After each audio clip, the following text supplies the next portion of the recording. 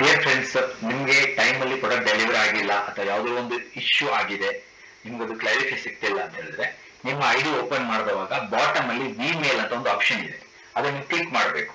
Click ಮಾಡಿದವಾಗ ಇಲ್ಲಿ compose ಅಂತ option ಇದೆ, ಅಲ್ಲಿ ಕಂಪೋಸ್ ಅನ್ನು ಆಪ್ಷನ್ ಮಾಡಿದವಾಗ ಇಲ್ಲಿ ಸಬ್ಜೆಕ್ಟ್ ಅಂತ ಇರುತ್ತೆ, ಬೇರೆ ಬೇರೆ ಸಬ್ಜೆಕ್ಟ್ ಇದೆ. ರ್ಯಾಂಕ್ ಇರ್ಬೋದಾ, ನಿಮ್ಮ ಪ್ರಾಡಕ್ಟ್ ಡ್ಯಾಮೇಜ್ ಆಗಿರುವಂತದ್ದು, ಅಥವಾ ನಿಮ್ಮ ಡಾಕ್ಯುಮೆಂಟ್ ಇನ್ಕಮ್ ಅಂದಿಲ್ಲ, KYC ಕರೆಕ್ಟ್ ಆಗಿಲ್ಲ ಅಂತಿದ್ರೆ ನೀವು ಅದನ್ನ ನೋಡ್ಕೋಬಹುದು. ನಾರ್ಮಲ್ ಈಗ ಪ್ರಾಡಕ್ಟ್ ಡೆಲಿವರಿ ಅಂತಿದ್ರೆ ಪ್ರಾಡಕ್ಟ್ ಡೆಲಿವರಿ ಅಂತ ಇಲ್ಲಿ ಸೆಲೆಕ್ಟ್ ಮಾಡ್ಕೋಬೇಕು. ಸೆಲೆಕ್ಟ್ ಮಾಡಿದ ನಂತರ ನೀವು ಇಲ್ಲಿ ಡೀಟೇಲ್ ಅನ್ನ ಬರೀಬಹುದು. ನೀವು ಯಾವುದೇ ಲ್ಯಾಂಗ್ವೇಜ್ ನಿಮಗೆ ಕಂಫರ್ಟಬಲ್ ಲ್ಯಾಂಗ್ವೇಜ್ ಅಲ್ಲಿ ಬರೀಬಹುದು. ಕನ್ನಡ ಆದ್ರೆ ಕನ್ನಡದಲ್ಲಿ ಬರೀಬಹುದು, ಇಂಗ್ಲಿಷ್ ಆದ್ರೆ ಇಂಗ್ಲಿಷ್ ಅಲ್ಲಿ ಬರೀಬಹುದು. ನಿಮ್ಮ ಕಂಫರ್ಟಬಲ್ ಲ್ಯಾಂಗ್ವೇಜ್ ಅಲ್ಲಿ ಏನ್ ಇಶ್ಯೂ ಅಂತ ಹೇಳಿ ಬರೀಬೇಕು. ಇಲ್ಲಿ ಬರೀಬೇಕು. ನಿಮ್ಗೆ ಆರ್ಡರ್ ಡೀಟೇಲ್ಗಳು ಬೇಕಂತ ಹೇಳಿದ್ರೆ ಅಲ್ಲಿ ಆರ್ಡರ್ ರಿಪೋರ್ಟಿಗೆ ಹೋಗಿ ಆರ್ಡರ್ ಇನ್ವಾಯ್ಸ್ ನಂಬರ್ ನ ಅಲ್ಲಿ ನೋಟ್ ಮಾಡ್ಕೊಂಡು ಇಲ್ಲಿ ಬರ್ದು ಹಾಕಬಹುದು.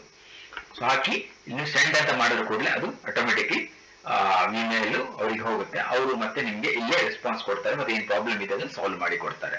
ಸೊ ಇದೊಂದು ಒಳ್ಳೆಯ ಒಂದು ಬೆನಿಫಿಟ್, ಇದನ್ನ ಎನ್ಕೇಜ್ ಮಾಡ್ಕೊಳ್ಳಿ.